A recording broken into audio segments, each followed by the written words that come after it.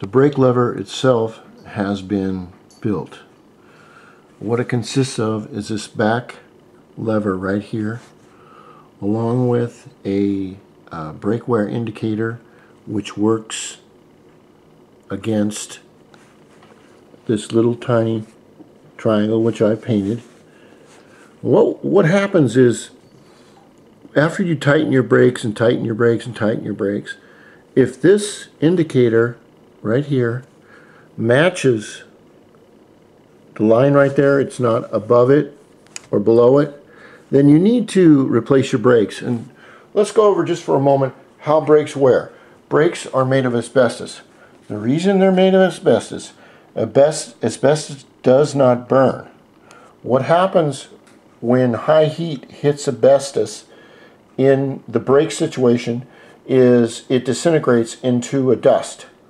So matter is matter. The more dust that comes off of it, the thinner these pads get, and they have a limit. Now with asbestos, and it's geometrically, if there is less of a pad on here and higher heat, it burns it more and more. That's what the indicator does. Now, I said don't use any grease, don't use any kind of oil on these pads or anything that's going to touch your brake drum. But this area here and here, which correspond to right here, for right here, and right here, here.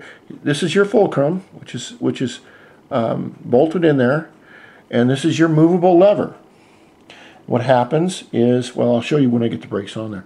I've put the springs on here. I thought I'd try to do it one hand. I can't. But what I am going to do is take a little bit of anti-seize right here, and I'm going to put a little bit. This stuff smells like the high heavens. I don't know why. It is the nastiest smelling grease.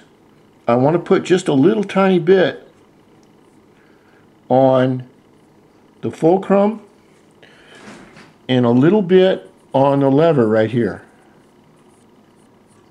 Then we'll turn this to the other side. Remember, less is more. Yeah, I told my wife, she's laughing her ass off. Less is more, yeah, right. I should have married your brother. Bitch. Okay. We're going to get all the way around there. And you don't want to have too much excess. You don't want to have anything that can get on these pads right here. Nothing. Now, I can't do this with one hand, but I'm going to show you how I do it, and then I'll do it with the camera off. God, that stuff stinks. What I like to do is to take the pads like this, and I will bend them like this. I'll put one side on this area, and then I'll split this side right here, okay, and then I'll put it right on this, right there. You can see I have to hold the camera. I've got to try and put the brakes on, make a dialogue, and not get this crap on my hands, and keep everything in focus. So I'm going to do that, and then we'll show you how the brakes actually physically work, and then I'm going to get on to the next thing will be the carburetor with the power valve, which is going to be fun, which I've never done before. Okay.